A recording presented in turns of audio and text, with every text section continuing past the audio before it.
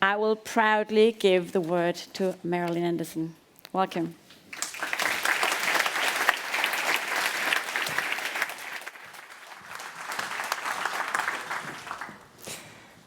Thank you very much for this amazing introduction, from which I can only disappoint you from now on. So thank you also for inviting me here today. It's a great pleasure to share what we are doing at EPFL all together with my team in the area of daylighting. And this is what I would like to talk to you about today with this title of Daylighting Inside Out.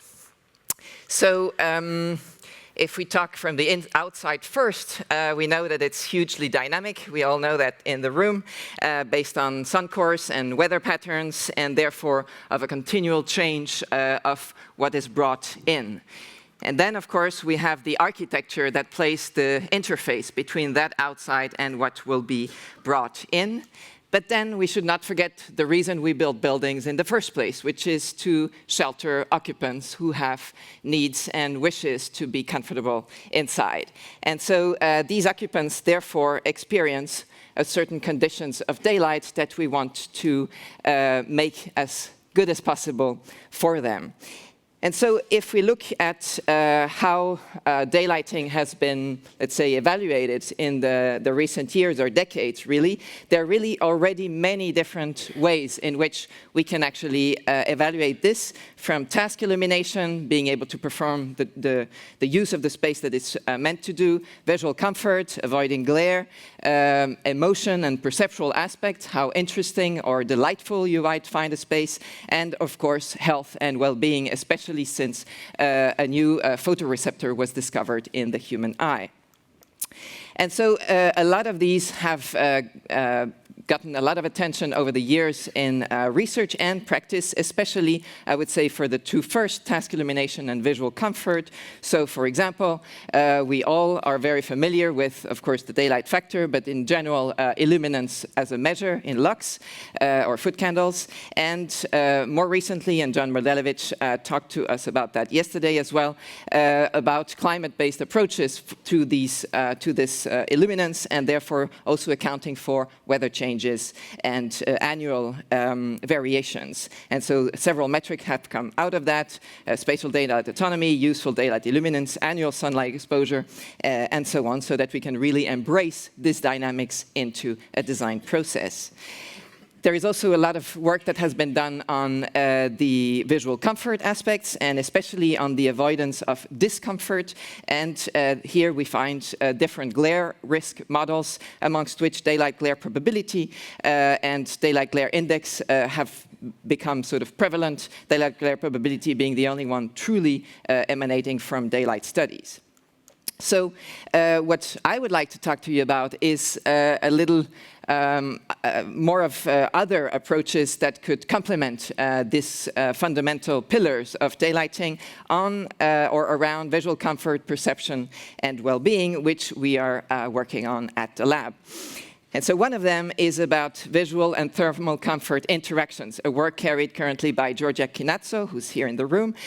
So if you look at this beautiful panorama by Studio Olafur Eliasson, maybe by looking at it, you somehow experience a very slight change of thermal perception. Maybe you feel slightly more chilly when you're in the blue environment, and we're feeling slightly more warm when we were looking at the red environment. Maybe not. This is exactly the question we actually would like to get an answer to.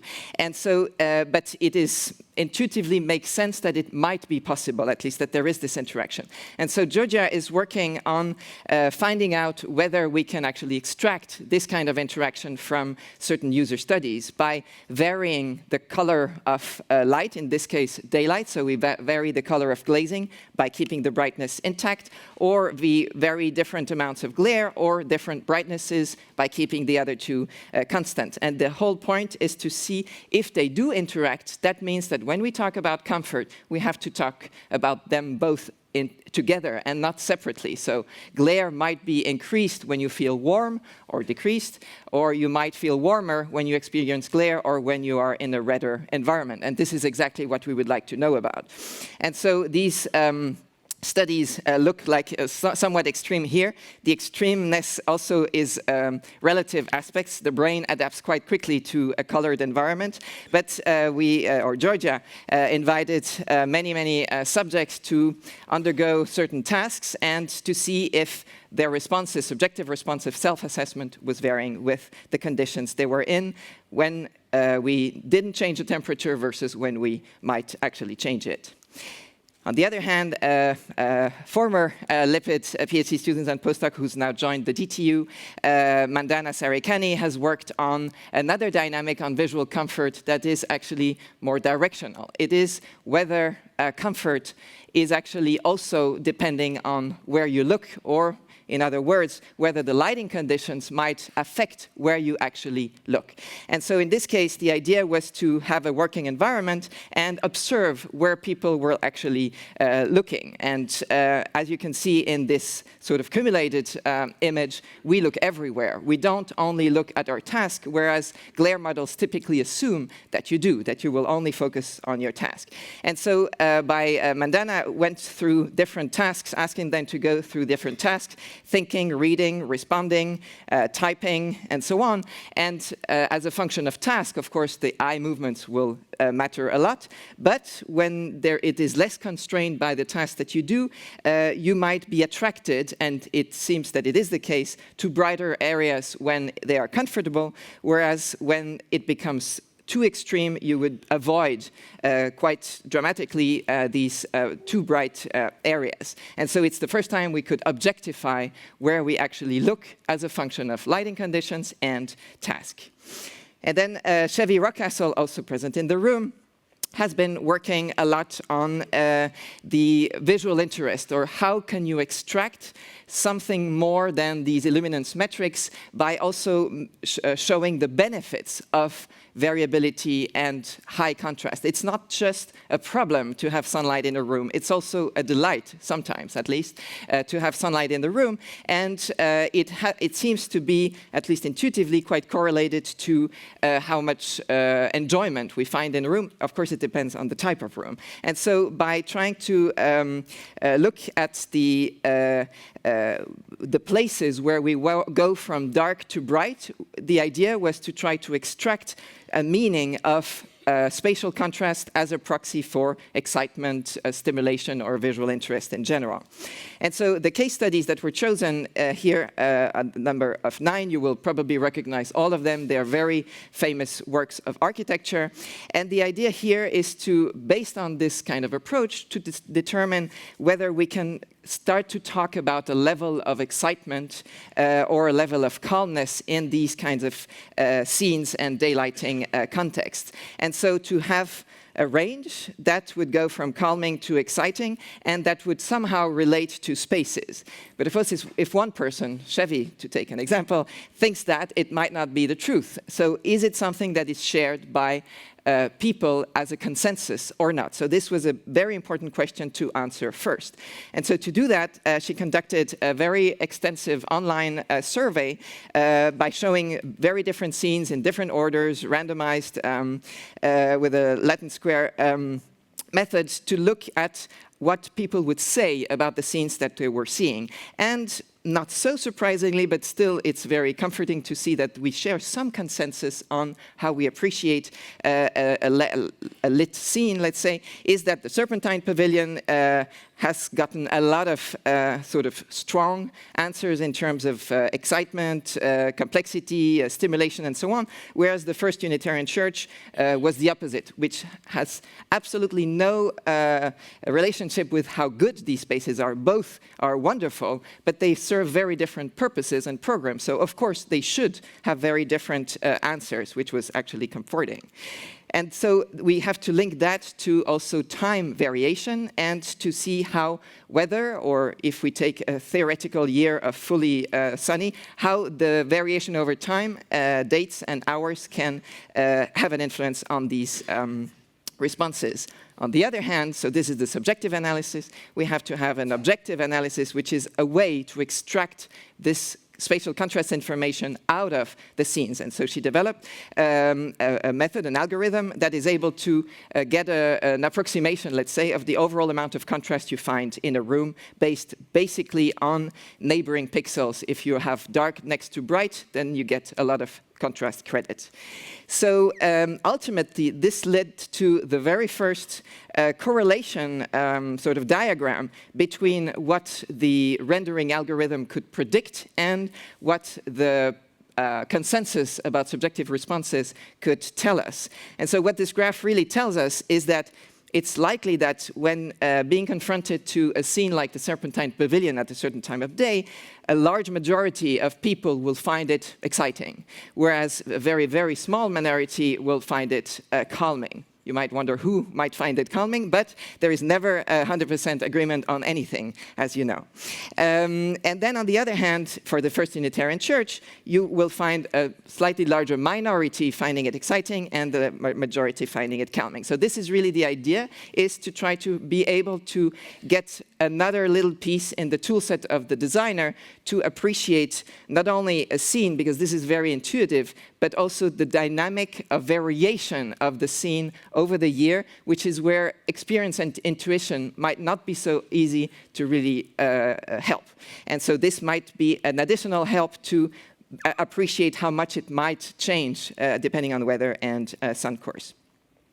And so now we can even combine this with other aspects of performance and always trying to stick to the occupant as the center of our study. So if we take that occupant and where he looks, we can, or she, we can plot the kind of metric that Xavier has developed in this radar plot that you can see appearing in the circle. So there are thresholds that have been determined by the subjective study, and whenever a view direction would lead to a stimulating value, you would get in the pink, and then a calming value would get in the blue, and then there is a neutral zone in between. And you can already see that between a clear condition, solid line, and an overcast condition, dashed line, you have already a huge difference for the same view direction, which of course tells you also that you might have a lot of variation over time.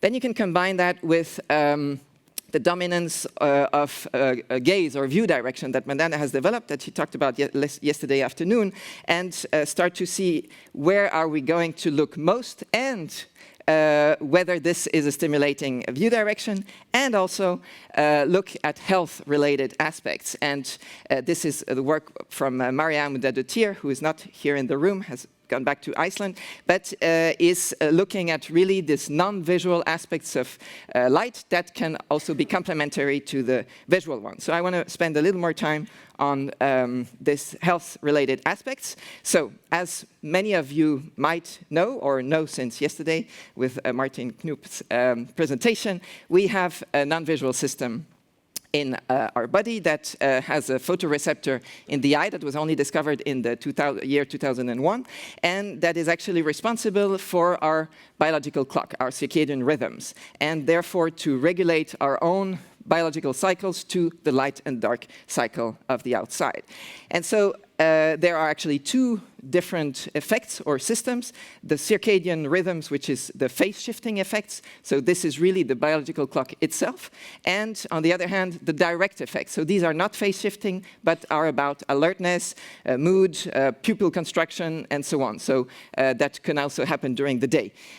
So maybe you're all familiar with melatonin as a hormone that we produce at night. So this is really related to the circadian rhythms.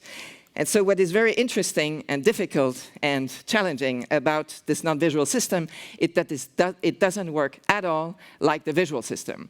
It is not instantaneous. It doesn't have clear linearity in terms of effect based on the amount of light. It is very time dependent, and so on and so forth. So we really have to look very carefully with a totally different mindset when we look at non-visual effects to try to see them as complements to visual effects. And so what really the photobiologists have been telling us is that, of course, or of course, yeah, this is maybe the most intuitive, higher levels will be more effective. But this is not linear. It's not the higher you go, the more effective you are. No, under a certain level, it doesn't play any role, and then it moves up quickly, and then it reaches a certain threshold, and then if you have even more light, it doesn't matter anymore. So it's not like visual lighting. Blue light is more effective. I think you have all seen the curves that are shifted to the blue. Yes, but actually this is also dynamic. At the very early, at the very beginning, at the onset of light exposure, we are actually still more sensitive to the green, even for the non-visual effects, and it quickly, within 4 hours, shifts towards the blue. So even that is dynamic, the spectral sensitivity. Then what is very counterintuitive is actually that intermittent pulses, so if you're exposed to short amounts of light repetitively, it's almost as effective, which is a little sad, as continuous light exposure, which is not a great news for the lighting environment, because it means that for health purposes, we could just give some pulses of light and we get almost the same response as a very nice continuous lighting. But the whole point is to put them in combination, of course. So because this is uncomfortable for visual, we don't want to do it either. But it's interesting to see that there is a nonlinearity there as well. Timing is super important. Morning light exposure has a very different effect, especially on phase shifting to evening light. Morning light reduces your day, evening light lengthens it. And lastly, and not least, because this is very difficult to model, adaptation to changes in light exposure also play a huge role. If you're already in a bright environment, being exposed to slightly more has very little effect after you have been used to it for several hours. You have to have a change to make an effect. So all these make the model crucially complex, and really we have to remember that there are two kinds of effects, direct effects and phase shifting. So just to illustrate that in a maybe slightly more intuitive manner, this was a simulation that was produced actually by Maria Chevy and Mandana to look at how the light dose accumulates over time. This is the pink one. So this is about direct effects, and you want to reach a certain dose to have had a healthy day. It's not instantaneous, it's about accumulation over the day. Whereas the yellow curve, and you have two as soon as you get exposed to light, is about the circadian shift. So one is the curve that it is the standard, let's say, and the other one is the one influenced by the exposure to light. When they get away from one another, that means that you might have a circadian disruption, which is not something that you want when you want to have your normal cycle. And not surprisingly, in building in Reykjavik in the winter, you will not achieve the dose that you would need to be healthy or to have enough of the non-visual effects over the day. So how much does it matter? Well, it matters a lot if you compare visual with non-visual lighting conditions. Here you have 6 scenarios, more or less theoretical scenarios of light exposure from a visual standpoint in gray. So the first one is daylighting if you were outside. So vertical illuminance if you were outside. The second one is daylighting inside if it is the summer. Third one is daylighting inside if it was the winter. Fourth one is daylighting combined with electric lighting, so that even inside you have this level of light that is constant. Then it's a windowless room, basically, only electric lighting. And the last one, sixth one, is you are in a windowless room, more or less, electrically lit, but you go outside 3 times, maybe to go to work, have a break, have a lunch break, whatever. And so these theoretical scenarios look very similar from 2 to 5 from a visual standpoint, but very different from a non-visual standpoint based on the model that was extracted from photobiology findings. And so this is very important to know, that these are very different, they work very differently. And so if we try to move away from all the complexity of this model, but try to represent it in a way that it can be understood, well, we have kind of a threshold for direct effects for the dose that you need over the day, 4.2, it doesn't matter what the number is, but really what you want is that the light exposure, and in this case we take the assumption that you would look in a certain direction, should be one that leads ultimately at the end of the day, or of the year really, to enough of a light exposure. And so this is the blue range. and then in the white one, you're not achieving what you want. So it's really the first time where we are able to talk about a light exposure in a space, in a lit space, and try to connect that to non-visual effects. So to be a little more practical or maybe explicit, I would like to take an example where this can be applied or has been applied, the Ryerson Student Learning Center by Snohetta. And so we take that building that is modeled in 3D, of course. It is located in Toronto, so we have access to the weather files, latitude, the sun course, etc., etc. And we then import that into the model, so to speak. So first of all, you choose a location in your building, and you pick 8 view directions. And then you look at what is happening along these 8 view directions. So first of all, the scenes that you see from these 8 view directions are really different. And therefore, the contrast, the excitement, visual interest, and health potential can vary a lot. And then you look, in this case, at specifically the health potential and the visual interest or perceptual aspects together. So you have the pink and blue for the visual interest going from exciting to calming, and the health potential in the orange-green areas, where you either do reach the threshold and above or not. And so then you can start to really go back to representations we are more used in architecture, in plan, and sort of distribution of points and color over the plan to really understand how the space is performing.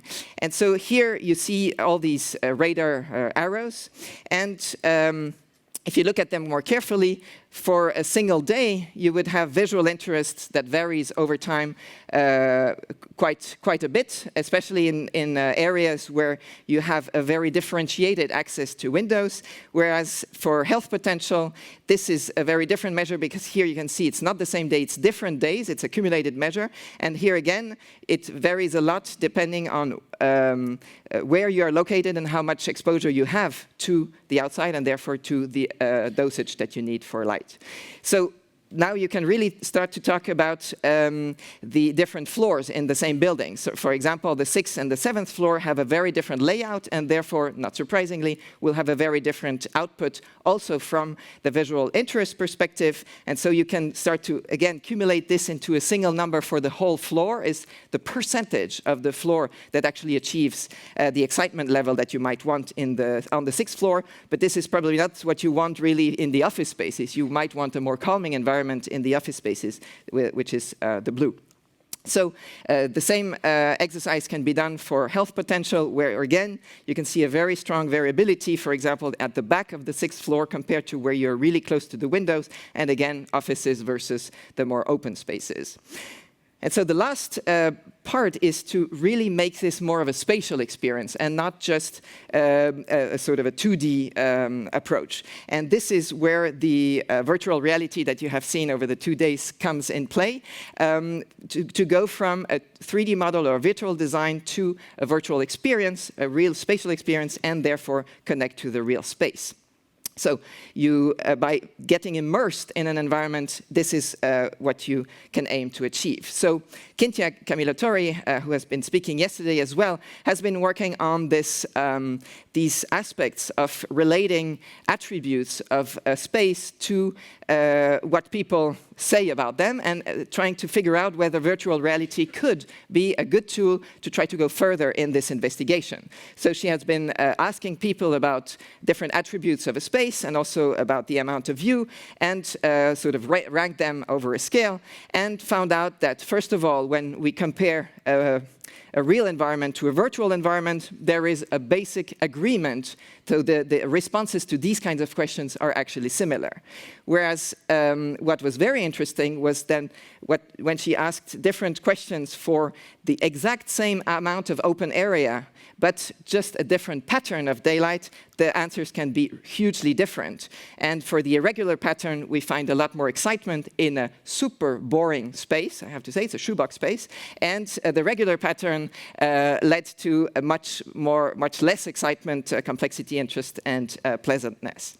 So starting from this, we can really get into the immersive aspects of the experience in the Ryerson Learning Center. So for an overcast sky, this would be your immersed experience overall. And the clear sky is, of course, very different. Here you have very contrasted sun patterns and a lot more change in your view. And what is interesting, as she also mentioned yesterday, is that you can also get an access to where people might look more. And this connects again to the gaze aspects. So where do they look most? And it seems they look most in the horizontal range. So what we have been working on is to try to bring this one step even further to practice and to really try to propose a platform that requires an expertise to support it, but that could talk and really engage with designers right now about these much more human-centric attributes. And so here you have, if you can read them, but we will see them better in a minute, 4 proposals for metrics: vertical illuminance, which right now doesn't have boundaries, but is already a proxy for glare, for example, and is definitely the input for non-visual effects. The health potential, based on the model that Maria developed. Visual interest, based on spatial contrast that Chevy has developed. And the discomfort glare, which is based on the daylight glare probability developed by Jan Winold and Jens Christoffersen. So you can look at different weather, etc. And so what the experience would look like with this platform that we call Oculite is where, depending on where you look, and if you look carefully, not only at the scene, but also at the change in the little cursors on your right, you will see that vertical illuminance right now will increase quite dramatically, discomfort glare slightly, and visual interest is the highest right here because there is most of the excitement embedded in it. So this is where we want to go to try to bring now this knowledge and these new metrics and models to designers and to try to engage in a dialogue with them and see whether these kinds of approaches could be useful to inform design. So, in conclusion, I think there is a lot more exciting stuff to be done on daylighting research. I feel that metrics are moving towards more human-centered and very dynamic, but also that visualization that we expected today to be hugely interactive and also immersive as an experience. And before I end, I would like to thank my amazing team, whom most of them, or half of them, or a little more than that, are here today. It's the ones mostly on the left, who are working mostly on daylighting related aspects, but we also work on others. So Lipid is really based on 4 pillars: health, perception, comfort, and energy. And so as you can see, all the students have connection to 1 or 2 or even sometimes 3 of these pillars. And I would also like to end by thanking our funding sources, EPFL, of course, but the foundation, VELUX Foundation, and the National Science Foundation of Switzerland. Thank you very much for your attention.